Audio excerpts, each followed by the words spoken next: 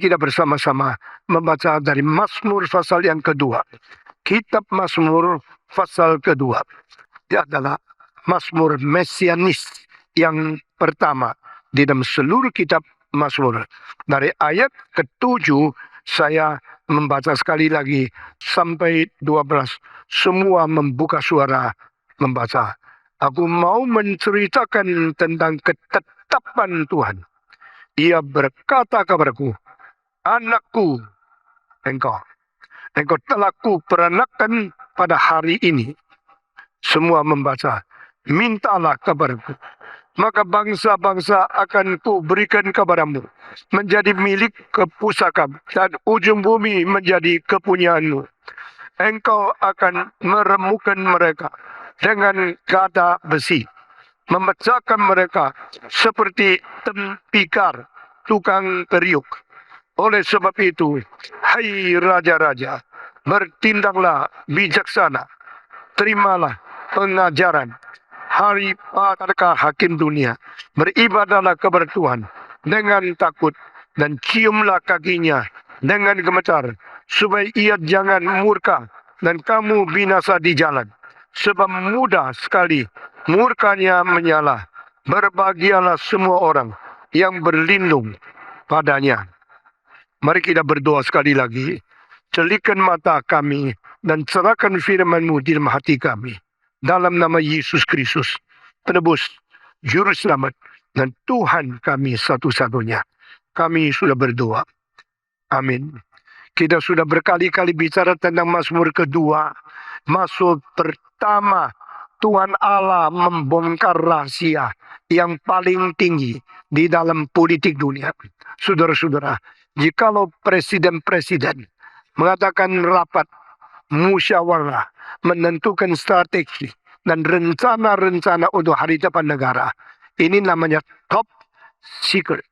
The secret of the national level yang tidak berani sembarangan kasih tahu sama luar negeri atau sama rakyat. Rakyat umumnya mengetahui rahasia-rahasia itu kira-kira 30 tahun kemudian. Karena setelah selesai, setelah situasi politik sudah reda, baru orang mulai menulis apa yang pernah terjadi. Kita baru tahu, bukan demikian. Itu namanya top secret of a nation. Negara-negara selalu mempunyai secret.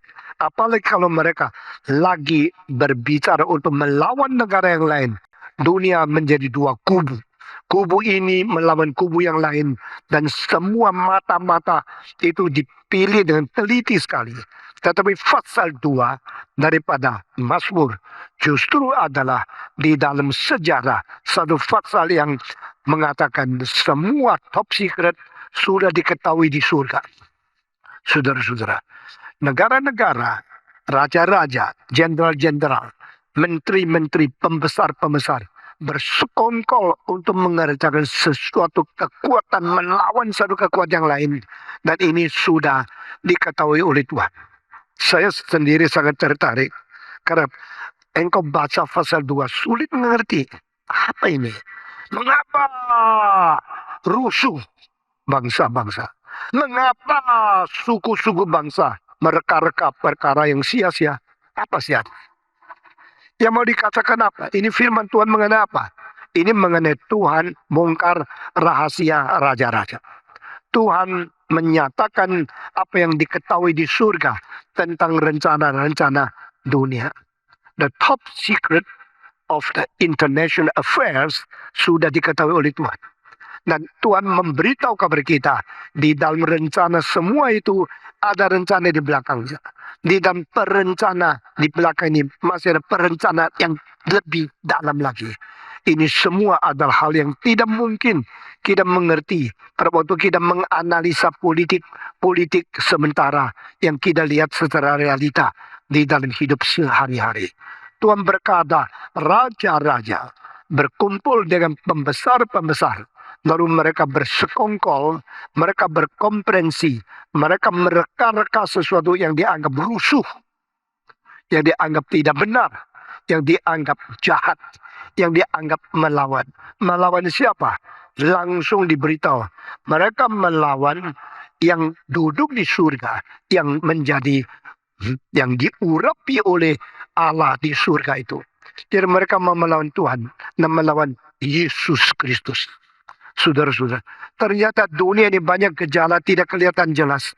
Tapi di belakang semua gejala-gejala perselisihan, perselisihan itu ada akal. Dan akal yang terakhir itu berada di tangan setan. Kita kalau tidak mempunyai pengertian begitu jelas, kita akan ikut arus, kita ikut senang-senang, kita dengar musik, kita berdagang. Tapi kita tidak tahu, di belakang itu ada sesuatu otak yang berusaha merubah seluruh konsep dunia dan suruh manusia mengikut dia melawan Tuhan. Termasuk banyak gereja menjadi musuh Tuhan, tapi mereka tidak sadar. Kelihatan berbakti, menyanyi, baca kitab suci, jadi orang Kristen yang baik, percaya Tuhan, berkata kabar Dia, tetapi mereka di dalamnya musuh Tuhan yang tidak kelihatan. Dan di dalam pasal 2 ini kita melihat mengapa raja-raja rusuh, mengapa pemimpin-pemimpin negara bermusyawarah, mengapa mereka mereka hal yang sia-sia. Sebenarnya kalimatnya adalah mereka bersama-sama telah mengstrategikan untuk perlawanan untuk Tuhan dan Kristus. Jadi inilah kalimat Tuhan bocor kepada manusia.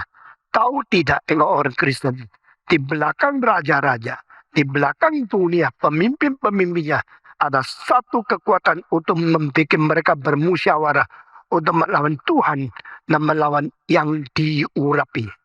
Yang diurapi ini adalah Mesias.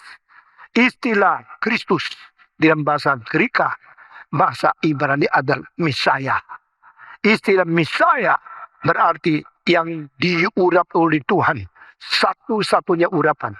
Di sini membongkar Tuhan dan utusannya Kristus menjadi sesuatu sasaran permusuhan raja-raja dunia dan pembesar-pembesar di dalam pemerintah seluruh dunia. Negara-negara berkumpul. Raja-raja berstrategi. Mereka bersama-sama bersekongkol untuk melawan Tuhan. Saudara-saudara, tetapi dari ayat 1 sampai ayat ke-5 kita melihat ada sesuatu strategi melawan Tuhan. Lalu dari ayat ke-7 sampai ayat ke-12 ada cara Tuhan menghadapi mereka. Di tengah-tengah ini ayat ke-5 sama ayat ke-6 telah mengatakan satu kalimat. Maka berkatalah ia kepada mereka dalam murkanya dan mengkejutkan mereka dalam kehangatan amarahnya. Tuhan marah kepada mereka. Tuhan berkata dengan kemarahan kepada mereka. Katanya, aku yang telah melantik rajaku di Sion, gunungku yang kudus.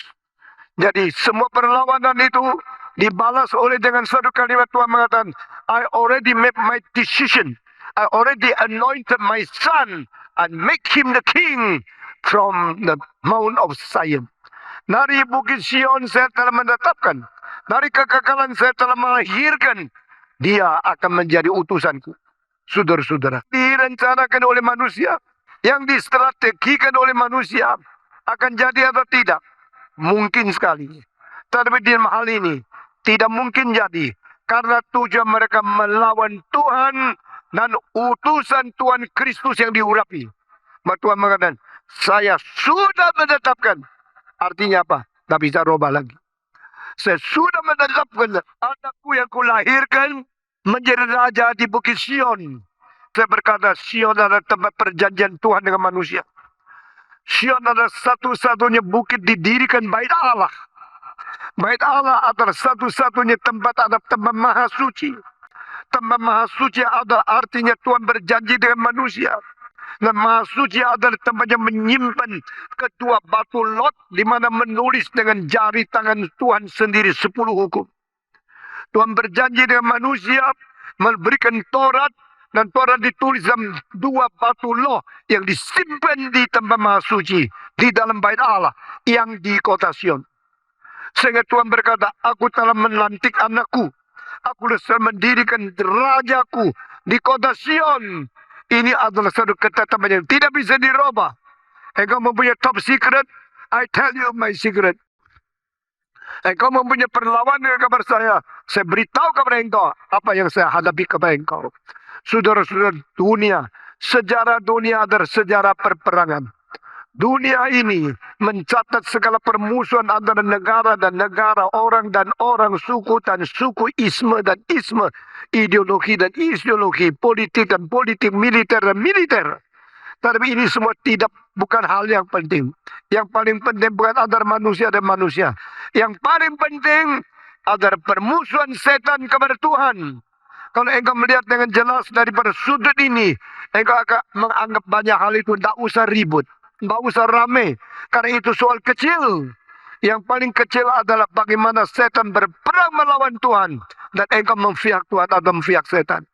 Saudara-saudara, perperangan, pertarungan, perselisihan, perdebatan, percekcokan di dalam politik, di dalam filsafat, di dalam segala militer di dunia. Itu soal kecil. Yang paling penting adalah bagaimana manusia melawan Tuhan. Dan Tuhan akan membasmikan semua ini. Ini menjadi rencana kekekalan. Itu yang harus diutamakan. Saya sering melihat banyak gereja itu berlawanan antara majelis dan majelis. Banyak keluarga berlawanan antara saudara dan saudara. Saya tidak tertarik sama sekali. Saya tidak rasa itu penting. Yang saya rasa penting adalah bagaimana memihak Tuhan, memberitakan Injil. Karena setan melawan Tuhan, melawan Injil Kristus. Sehingga manusia telah dikelabui, manusia telah ditipu. Sehingga manusia tidak mengenal Tuhan. We are for God. We are for His eternal plan. We are for evangelization.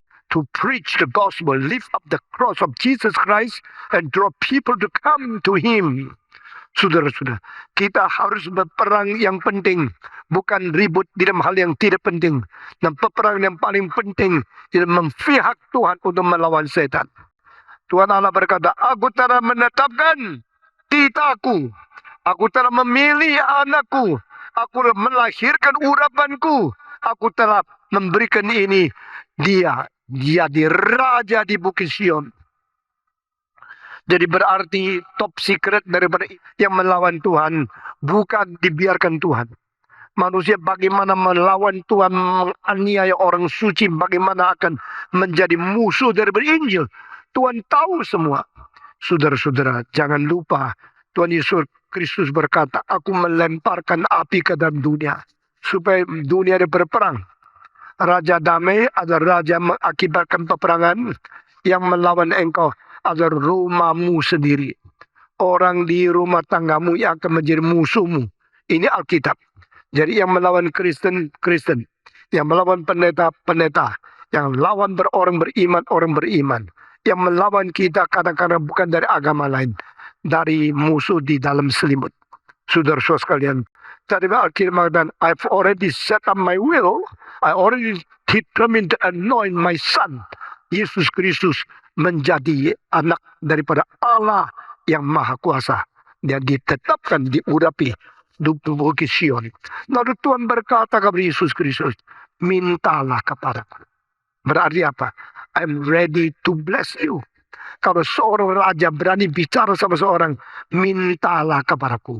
Berarti saya akan memberikan menurut permintaanmu yang ku cintai. Please you ask me. You pray to me. Tuhan Allah berjanji kepada anaknya Yesus Kristus yang diurapi, yang dilahirkan di kekekalan, yang ditetapkan sebagai raja di Bukit Sion. Mintalah kepadaku. Saudara-saudara, mintalah kepadaku. Maka bangsa-bangsa akan kuberikan kepadamu menjadi milik pusakamu. Dan ujung bumi menjadi kepunyaanmu. Perhatikan, ini dua kalimat adalah sesuatu yang secara top secret menginginkan tapi tidak berani kerjakan karena sulit. Hitler mau meraja rela di seluruh dunia. Kaisar Jepang mau meraja rela di seluruh Asia. Mussolini dengan Hitler akan meraja seluruh Eropa.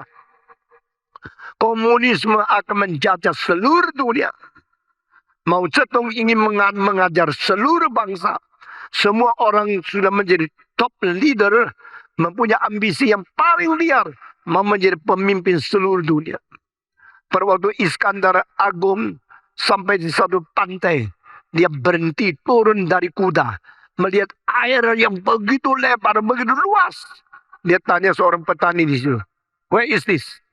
Ini di mana? Dia dijawab, "This is the end of the world. Sir, you are on the edge of the world.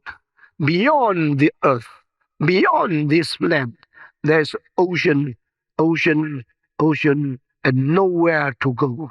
Tidak ada tempat yang kau bisa pergi. Ini tepi bumi. Ini adalah batasan dunia.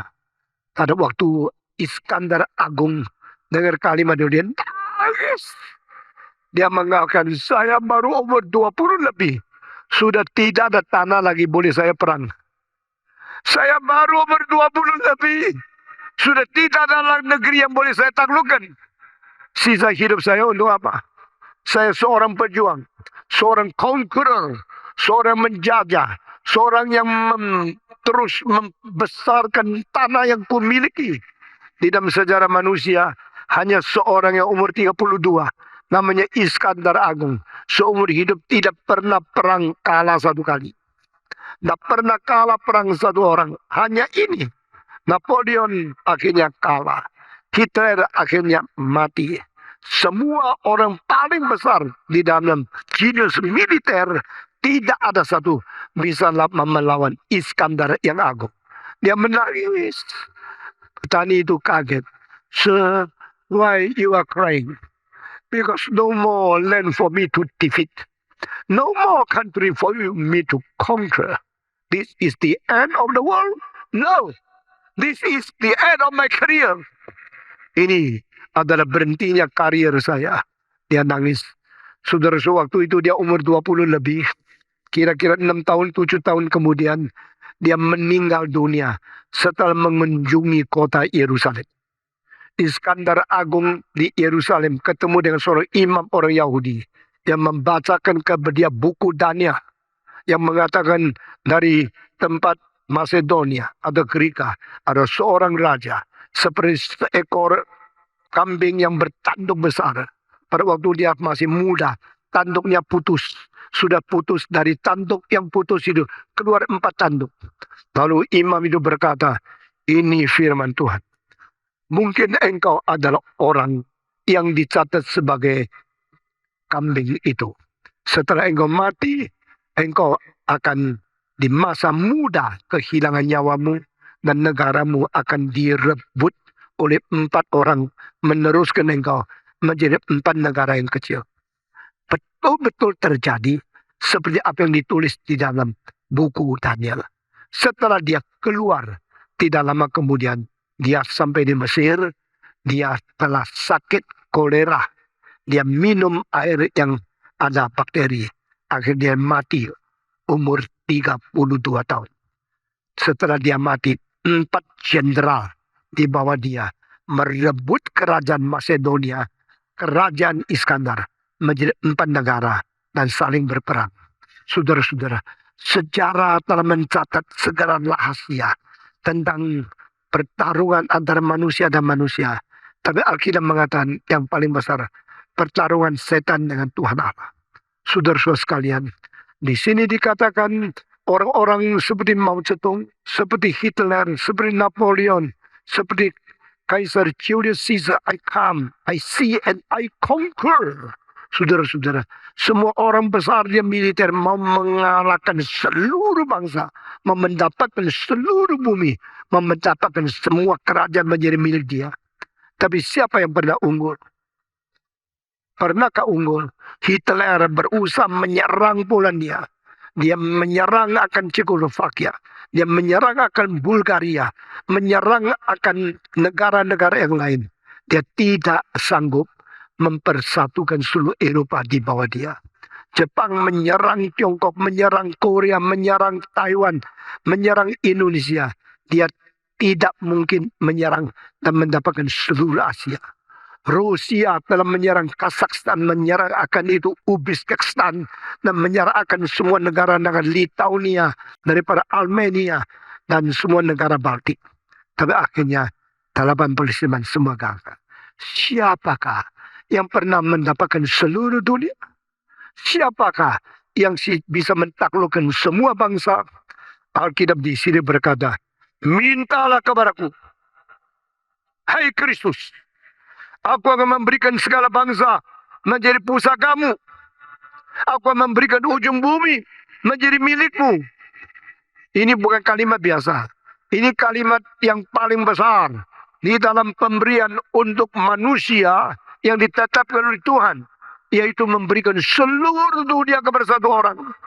Saudara-saudara, kalau kau membaca di dalam Yohanes pasal 3, Allah Bapa mencintai anaknya, sudah karuniakan segala sesuatu di dalam tangannya. Kalimat begitu besar yang kau bisa baca di buku apa? Engkau bisa menemukan di dalam sejarah dari kerajaan yang mana. You ask me, I give all the nations for you, and the whole earth will become your heritage. Seluruh bangsaku karuniakan kepadaku, sampai ujung bumiku ku berikan kepadamu. Saudara-saudara, di dalam kitab suci janji seperti ini hanya satu kali Allah Bapa memberikan kepada Allah Anak. Waktu Tuhan berkata kepada Abraham, janji, kau jalan malang dan malang mujur di daerah ini, tapi yang kakimu sampai aku berikan kepadamu. Kau berjalanlah secara malang dan mujur. Malang tambah mujur itu tanda apa? Salib Kristus. Engkau berjalan mengikuti kehendakku dan memikul salib saya memberikan kepadamu. Itu artinya, saudara-saudara sekalian, Allah menjanjikan Abraham tanah yang akan diberikan hanya di Timur Tengah. Allah tidak pernah menjanjikan seluruh dunia kepada satu orang, kecuali kalimat ini. I give you all the nations become your heritage. I give the whole world until the end of the world to become your property. Aku memberikan segala kerajaan menjadi milikmu. Aku memberikan segala sesuatu di seluruh dunia menjadi pusakamu. Yesus akan mewarisi seluruh dunia. Saudara-saudara sekalian, mengapa orang korupsi? Orang korupsi karena serakah. Mengapa orang serakah? Karena mereka mempunyai ambisi yang liar. Mengapa mempunyai ambisi yang liar? Mereka punya rencana besar untuk diri sendiri. Bukan untuk orang lain, untuk saya. Saudara-saudara, kenapa? Serakah. Bagaimana menyelesaikan serakah? Bagaimana menghentikan orang korupsi? Pemerintah itu pusing. Sudah pusing sesuatu, yang pusing sendiri korupsi, lebih pusing lagi. Saudara-saudara, dunia tidak pernah bisa selesaikan soal korupsi. Maka di Tiongkok pada zaman Kaisar Qianlong menghasilkan semacam strategi. Kasih gaji sebesar mungkin kepada pejabat. Sampai dia tidak rasa kurang, dia tidak mau terima orang-orang yang memberikan suapan kepada dia. Ini caranya memberhentikan korupsi. Itu dalam bahasa Tionghoa namanya Kaosin Yang Lian. The high salary to keep the corruption. Dengan gaji yang besar memberhentikan korupsi. Sekarang seluruh dunia yang mengerti ini hanyalah negara Singapura. Singapura keturunan Tionghoa. Mereka belajar bijaksana dari Kaisar Qianlong. Qianlong pada waktu dia hidup, teritori Cina sampai Xinjiang sampai Tibet. Itu adalah negara yang paling besar sepanjang 5.000 tahun. Waktu Kaisar Qianlong militernya terus menang. Dia mempunyai 10 kuda. Dan dia mempunyai 10 anjing. Dipilih antara ribuan kuda. 10 yang paling jantan. Yang paling gagah. Paling sehat dan tinggi. Taruh di istana. Qianlong sendiri suka naik kuda. Qianlong sendiri suka main anjing. Dan dengan dia sendiri membawa kuda. Pergi Xinjiang ke Heilongjiang, kemana perang terus menang. Kaisar Qianlong seperti Kaisar Iskandar Agung. Hampir tidak pernah kalah di dalam peperangan. Dan saat itu negara menjadi kaya luar biasa. Tapi saudara-saudara, dia mengetahui banyak korupsi. Dan dia berusaha mencegah. Tapi akhirnya dia terlalu manja. Seorang pembesar namanya Hosen. Hosen menjadi koruptor terbesar sepanjang sejarah manusia. Sehingga Hosen punya kekayaan. Kira-kira separuh daripada kekayaan seluruh Tiongkok. Satu orang. Waktu dia disita kekayaannya, menemukan dia punya kira-kira 80 juta on perak. Dan dia mempunyai tanah 80.000 hektar milik pribadi. 80.000 hektar tanah punya dia. Karena dia punya uang, dia beli. Dan dia kira tidak ada orang bisa menemukan korupsinya dia. Padahal anak daripada Qianlong, Kaisar Jiaqing yang meneruskan, sudah menaruh iri hati di hatinya. Papa saya ini membiarkan orang ini begitu enak. Seenak mungkin, semau dewe. Korupsi begitu banyak, tidak ditangkap. Diam-diam. Qianlong setelah menjadi raja 60 tahun, dia mengatakan, saya undur diri. Orang bilang, engkau masih sehat. Waktu itu dia umur 80 lebih. Masih sehat sekali. Dia masih bisa naik kuda, masih bisa perang. Kenapa engkau menurut diri? Dia mengatakan, kakek saya, Kaisar Kangxi, menjadi kaisar 62 tahun. Saya cucunya, saya tidak berani melampaui dia. Itu kurang ajar. Saya menghormati orang tua kakek saya. Maka saya sudah 60 tahun, saya berhenti. Kakeknya Kangxi 62 tahun jadi kaisar. Papanya Yongzheng menjadi kaisar 13 tahun.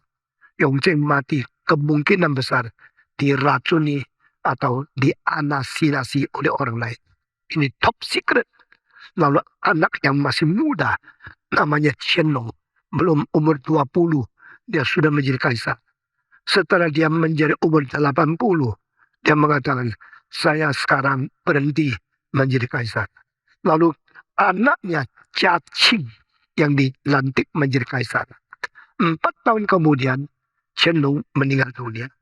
Waktu Qianlong meninggal dunia, tahun pertama, anaknya langsung membunuh Hosen, koruptor yang terbesar. Waktu Qianlong menjadi kaisar, dia bilang, cara apa ya menghindarkan korupsi? Cara satu, pejabat itu dikasih gaji yang banyak. Kalau mereka sudah uang cukup, tak perlu lagi disuap, mereka mungkin bisa berhenti dari korupsi. Maka caranya satu-satunya di sejarah manusia.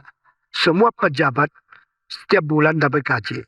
1 tahun 12 bulan. Setelah 12 bulan gaji, setiap tahun ditambah lagi 100 bulan gaji. Enak ya? Jadi itu THR-nya 100 bulan. Bulan Januari 10 juta. Bulan Desember 10 juta. Sesudah Desember dikasih bukan 10 juta. Bukan 100 juta. Tapi 1 miliar. Dengan demikian pejabat-pejabat uang sudah cukup. Ya mau kasih dia 50.000. Apa itu? Dia tidak mau korupsi. Dia tidak mau ambil uang suapan. Seluruh negara boleh menceritakan. Kecuali satu orang. Hosen yang kaisar tidak menghadapi dia. Sampai sekarang teka-teki. Kenapa Kaisar Qianlong begitu memanja seorang koruptor yang paling besar dalam sejarah. Anaknya bilang, Papa, you memanja dia urusanmu. Sekarang saya jadi raja. Saya akan hadapi dia. Bunuh dia. Tapi karena Papa sayang sama dia, tunggu 4 tahun. Sudah 4 tahun, Qianlong mati. Dia langsung bunuh Hosen. Disita tanah 80.000 hektar. Disita lebih dari 80 juta on perak menjadi milik negara. Sayangnya ini Jiaqing hanya bisa membasmi orang rusak. Tidak bisa mempercaya akan ekonomi. Akhirnya selama dia menjadi raja berapa puluh tahun, Tiongkok terus merosot. Dan akhirnya hancur pada waktu 1840 di bawah 2 negara.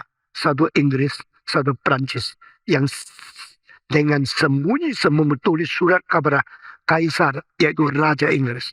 Jangan takut Tiongkok lagi.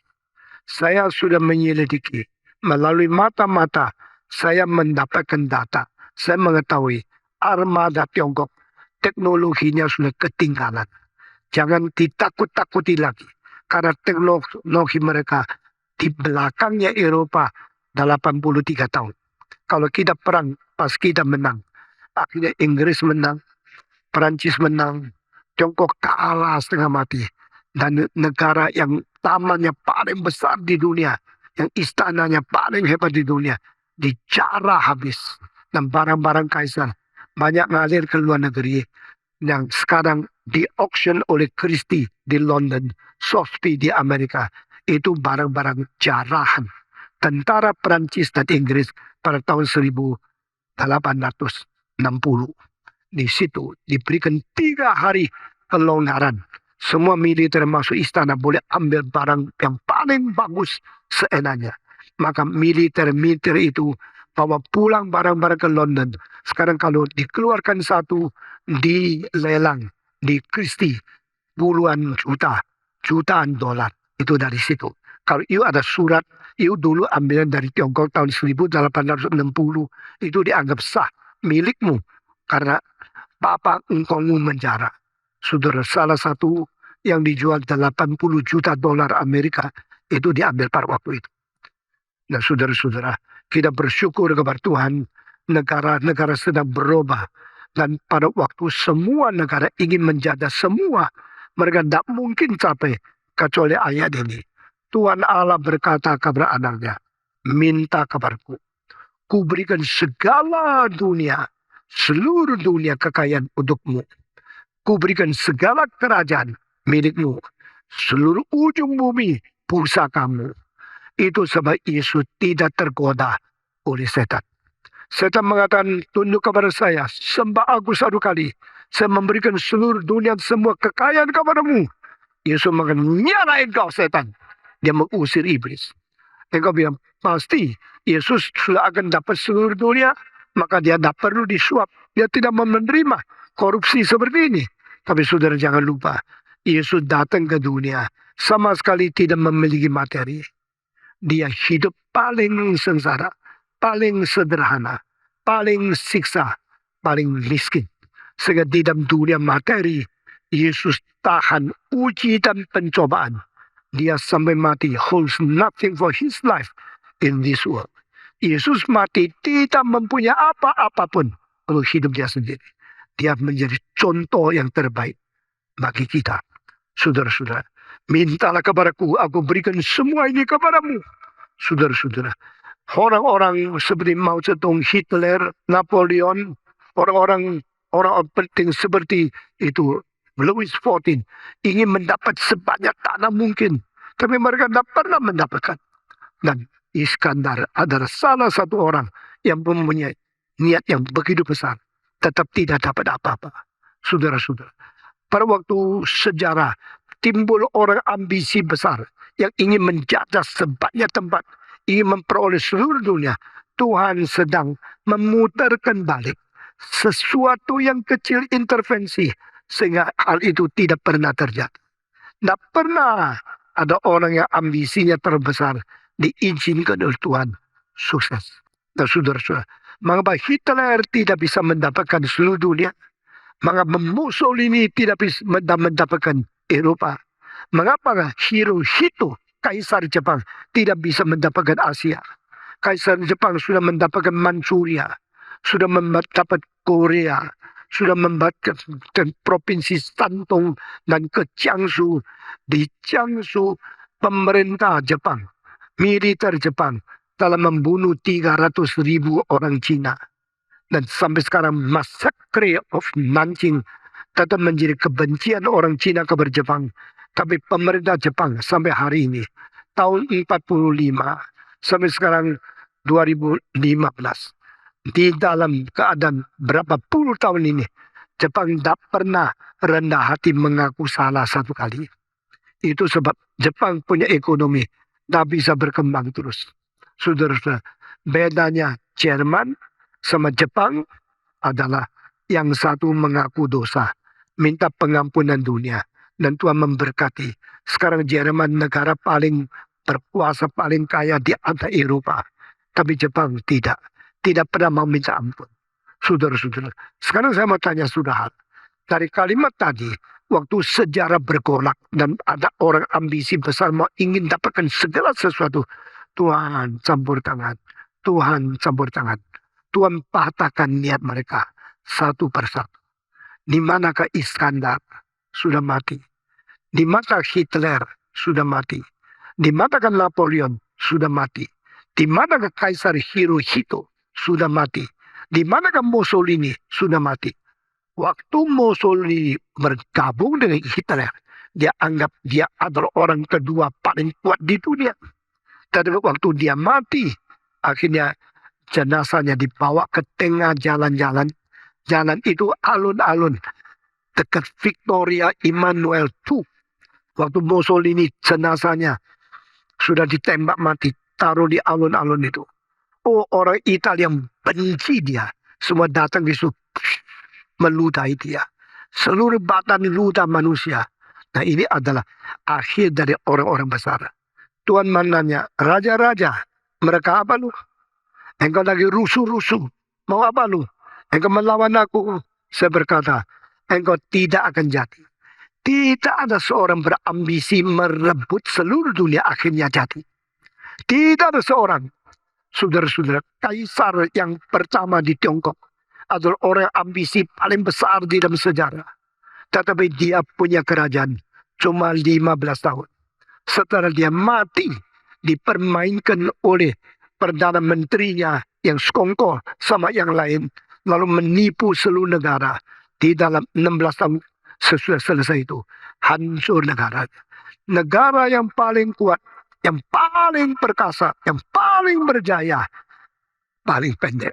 Karena apa? Tuhan intervensi.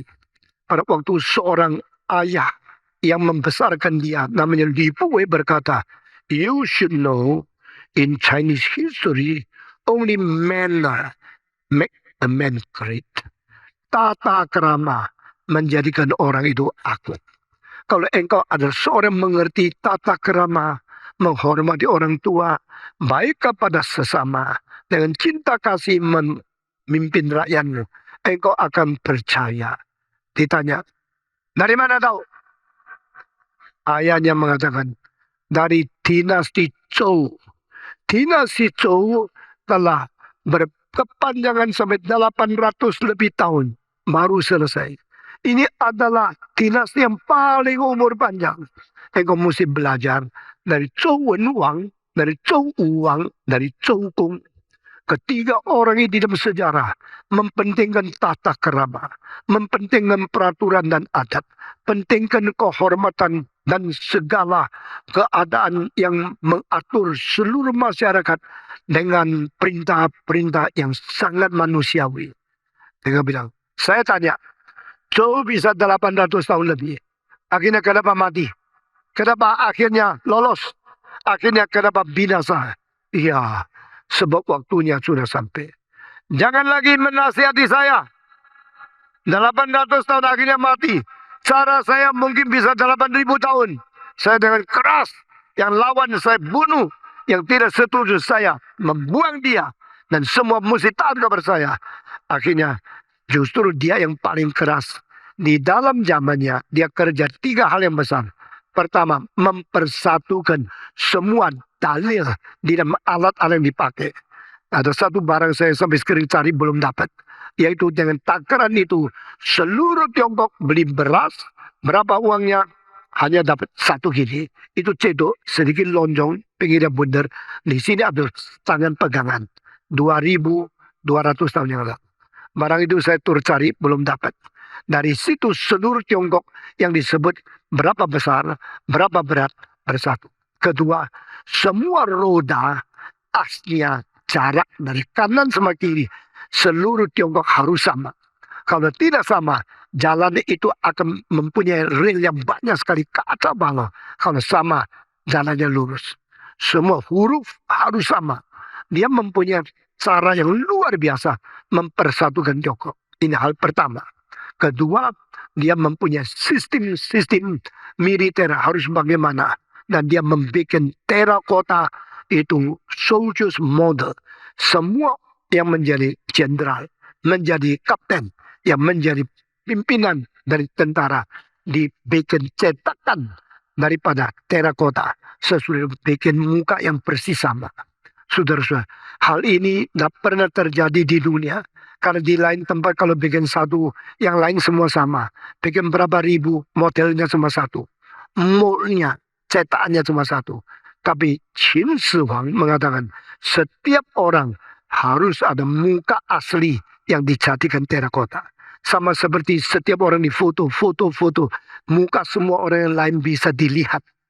Itu 2216 tahun yang lalu. Dia bikin terakota atas kepribadian yang berbeda. Jadi setiap orang berdiri baik-baik, dikasih lembung, sudah gini, sebentar lagi dikeluarkan, ditunggukan kering. Jadi cetannya hidung berapa senti, mata berapa tebal, kuping berapa panjang. Semua sudah jadi, sudah kering, dibikin lagi. Sehingga you punya patung mewakili besarnya, tingginya, gemunya dirimu. Persis 99,9%, sedikit yang kupil-kupil, tidak hitung. Nah saudara-saudara, itu terakota yang sekarang masih ada di Xi'an, sudah ditemukan lebih daripada 9.000 orang, mukanya semua lain. Saudara-saudara, saya waktu pergi melihat saya kaget. Dan itu kereta yang pernah dipakai oleh kaisar itu dibikin modelnya pakai tembaga. Ternyata kaitannya, sungainya, cantolannya, semua mutakhir luar biasa. Itu menggempakan seluruh dunia. Sampai PBB kaget. Menyatakan ini adalah warisan kebudayaan penting di timur.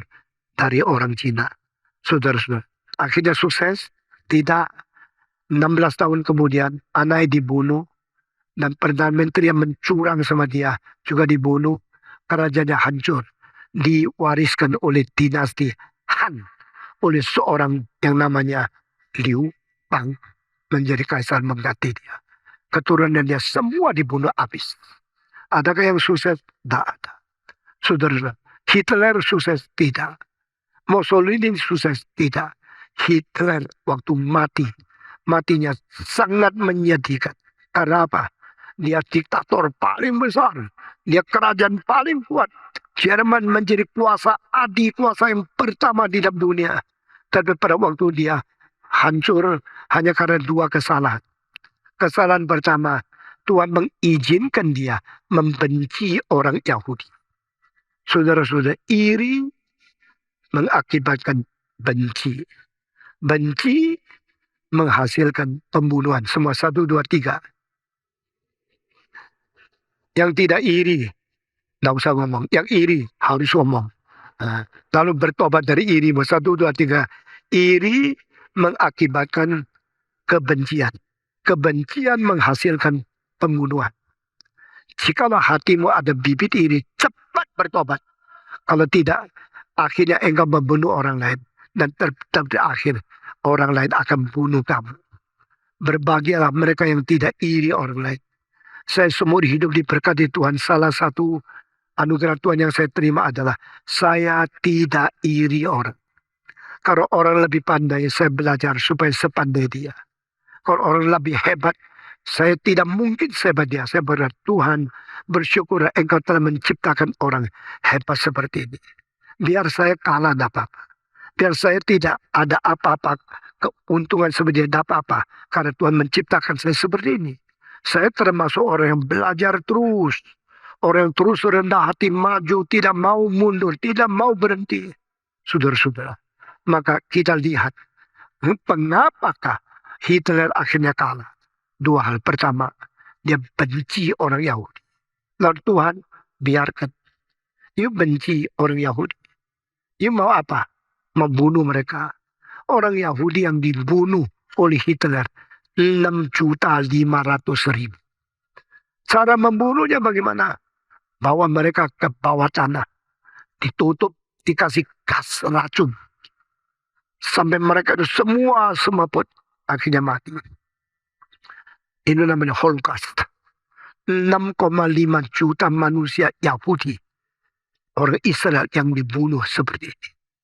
Sesudah itu kebencian mengakibatkan ada orang Yahudi mikir, kalau saya terus di Jerman, pasti konyol, mati, maka lari. Yang lari itu siapa? Einstein. Yang lari itu siapa? Orang yang paling pintar di dalam pengetahuan ilmu. Waktu mereka keluar, mereka bawa sekaligus teknologi bikin bom atom keluar dari Jerman, lalu pergi ke Amerika. Pemerintah Amerika bukan baik, tapi mereka karena mau menampung bangsa-bangsa yang mengungsi, maka Tuhan kasihan sama mereka. Amerika adalah tempat yang paling banyak orang mengungsi lari ke situ. Amerika adalah tempat yang banyak menampung orang-orang bangsa lain. Sehingga di hanya Los Angeles saja lebih daripada 180 macam bangsa tinggal di situ. Yang mencari orang Ethiopia ada, orang Indonesia ada, orang Madura ada, orang Batak ada, orang daripada Papua ada, orang daripada Birma ada, orang daripada Afrika, Nigeria ada, daripada Kongo ada, dari Maroko ada.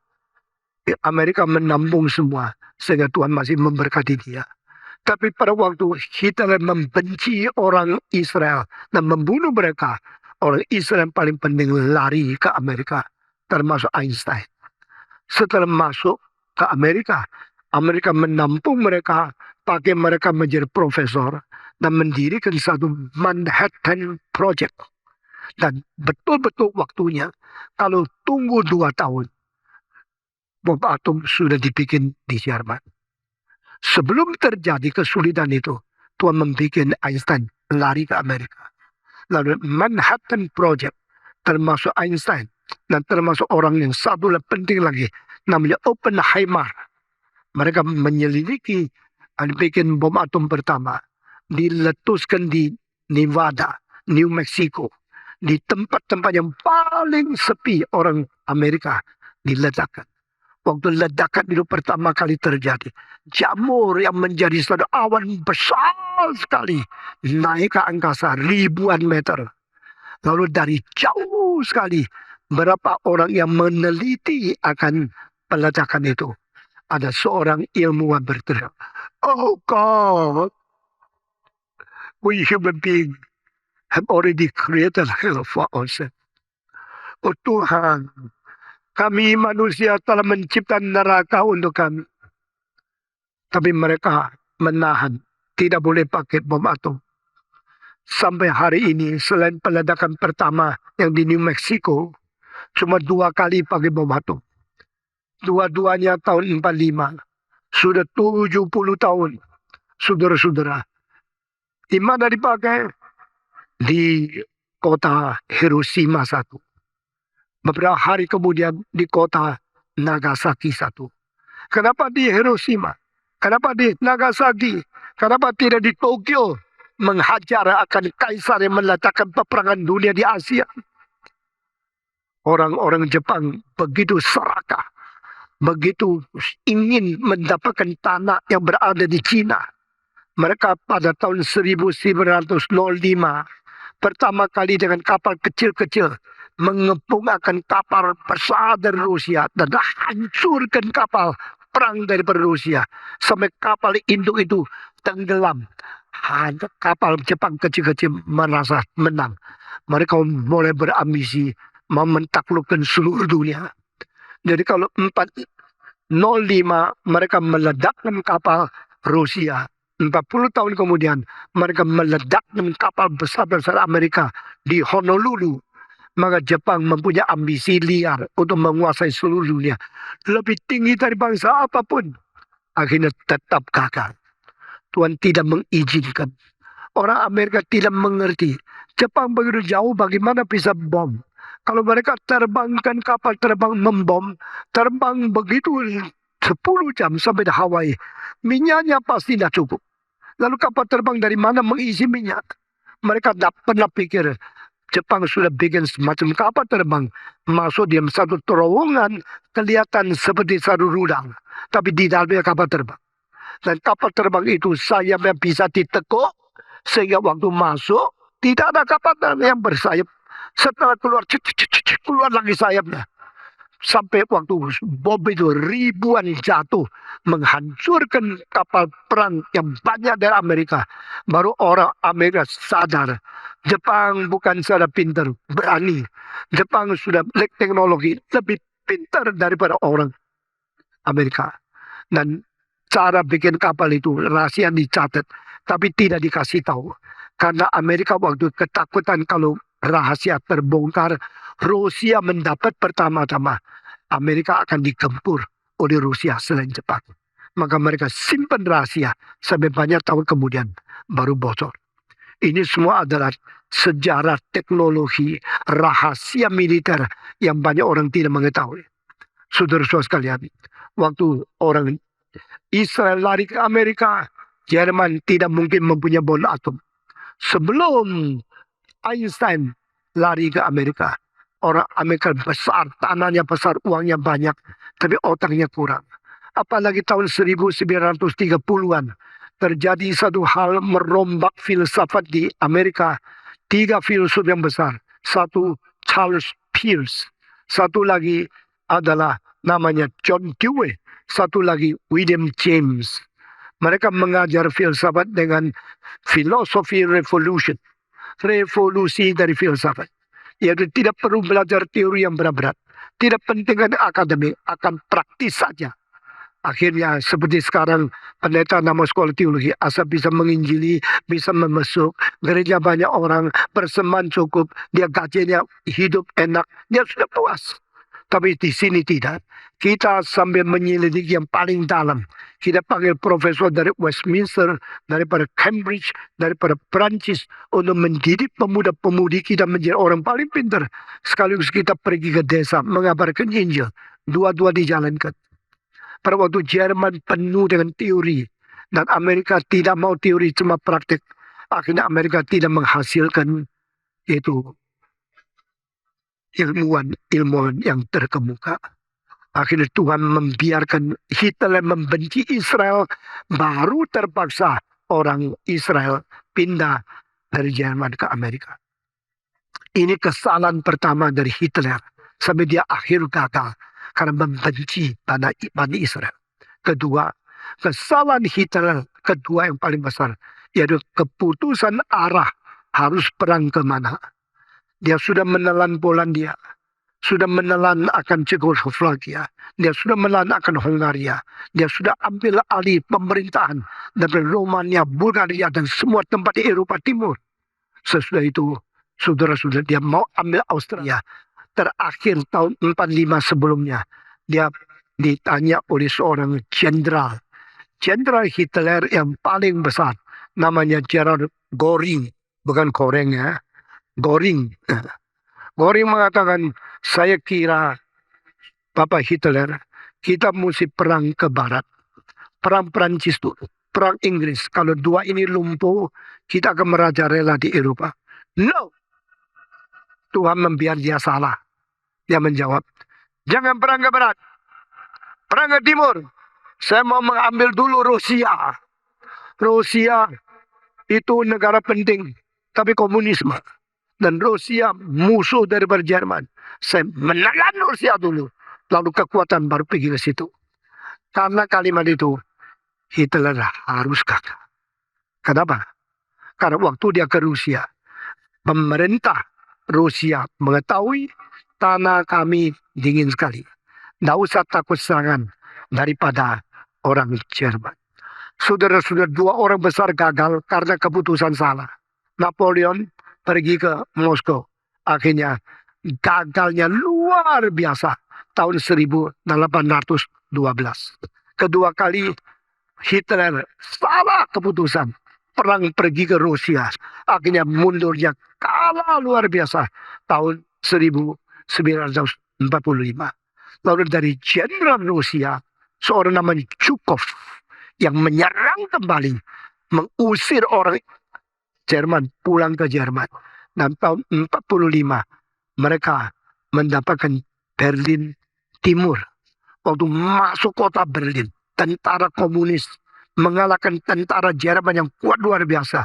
Saat yang sama Eisenhower membawa jenderal, membawa tentara Amerika dan Inggris masuk ke Berlin Barat. Lalu jenderal ini jabat tangan di perbatasan timur dan barat. Akhirnya Jerman kalah dan Berlin Timur diambil Rusia. Berlin Barat diambil Inggris, Amerika, dan juga Prancis. Ini terjadi pada 60-70 tahun yang lalu. Dunia peperangan dunia sudah selesai. Tahun 52, seorang jenderal daripada Amerika mengusulkan bahwa Berlin harus dikasih tembok raksasa, tembok Berlin untuk membatas timur dan barat. Nah, ini adalah dunia yang baru terjadi berapa puluh tahun yang lalu. Akhirnya pada waktu dua orang kepung Berlin, Hitler tidak ada jalan ke angkasa, tidak ada jalan ke darat, tidak ada jalan ke laut. Satu-satunya cara masuk ke bawah bumi, ada sesuatu tempat, yaitu satu tempat perlindungan dia, bunker di bawah 30 meter lebih. Dia bawa seorang pacar perempuan yang tidak nikah sama dia. Sama-sama bawa, sama beberapa opsir tentara dia. Dan akhirnya tidak ada pengharapan, tidak cukup makanan, dia bunuh diri di sana. Saudara-saudara, mungkinkah manusia mendapatkan seluruh dunia? Mungkinkah manusia meraja seluruh umat bangsa? Pasal kedua bilang, no. Allah telah menetapkan raja yang dilahirkan di kekekalan. Kristus di atas bukit Sion. Dan berkata, mintalah kepadaku. Aku memberikan segala bangsa kepada milikmu. Aku memberikan ujung bumi menjadi pusakamu, kepunyaanmu. Itu sebab Yesus Kristus tidak pernah takluk. Dan tak pernah dia mempunyai serakah atau mempunyai hati liar. Karena dia tahu semua milik Tuhan akan diberikan kepada dia pada hari kiamat. Saudara-saudara, mari kita mengerti semua teologi seperti ini. Mengatur kembali hidup kita. Yang kita milik ini sementara. Segala sesuatu di tangan Tuhan. Yang Tuhan di dalam kekekalan akan diberikan kepada anaknya yang tunggal. Karena Tuhan mau memberikan semua kepada Kristus. Biar kita mengerjakan segala sesuatu demi kemenangan Kristus di atas dunia ini. Amin. Kalau mungkin minta Tuhan kasih engkau cari uang lebih banyak untuk persembahan. Bukan untuk beli Mercedes, bukan untuk BMW, bukan untuk lebih mewah. Cari uang lebih banyak untuk melebarkan pekerjaan Tuhan. Amin. Amin. Saudara jangan bohong di gereja. Jangan ketawa main-main. Sungguh-sungguh berkata Tuhan, kalau engkau memberi lebih banyak, saya boleh memberi persembahan untuk mendukung pekerjaanmu. Kecuali gerejamu main-main. Kecuali pendetamu itu tidak jujur. Kalau pendetamu, gerejamu, sungguh-sungguh mengerjakan pekerjaan Tuhan. Jangan menipu Tuhan. Orang yang tidak memberikan persembahan perpuluhan, Tuhan biarkan dia, uangnya dihancurkan oleh musuhnya. Orang yang tidak memberikan dan sombong, kira Tuhan perlu kamu, Tuhan bikin kamu bangkrut. Jangan main-main. Uang di tangan kita adalah pinjaman untuk menguji berapa rendah hati, berapa kita setia kepada Tuhan. Saudara-saudara, secara menjadi pengajar, bagi saya, history is the great professor next to God and Bible. Sejarah itu profesor besar. Mengajar kepada kita yang berambisi besar akhirnya gagal semua. Yang mempunyai kekayaan akhirnya mati susah. Orang seperti Gaddafi di mana dia? Seperti Saddam Hussein di mana? Seperti Hitler di mana? Seperti Mussolini di mana? Mereka semua kelihatan hebat di hadapan Tuhan yang kasihan. Mereka semua adalah makhluk yang akan lewat saja. Kiranya Tuhan memberkati kita, memimpin kita menjadi manusia yang berbijaksana, mencintai Tuhan, dan mengerjakan hal sampai abadi. Mari kita berdoa. Bapa di dalam surga, kami berterima kasih melalui kitab suci, melalui Mazmur Mesias, Engkau telah memberikan pengajaran yang begitu berat, begitu besar, dan begitu penting kepada kami, supaya kami mempunyai hidup abadi yang berkenan di dalam mata Tuhan. pimpinlah kami masing-masing. Kami berterima kasih bersyukur dalam nama Yesus Kristus, penebus, juru selamat, Tuhan, pengantar satu-satunya di tengah-tengah manusia dan Allah Bapa. Dalam namanya kami berdoa. Amin.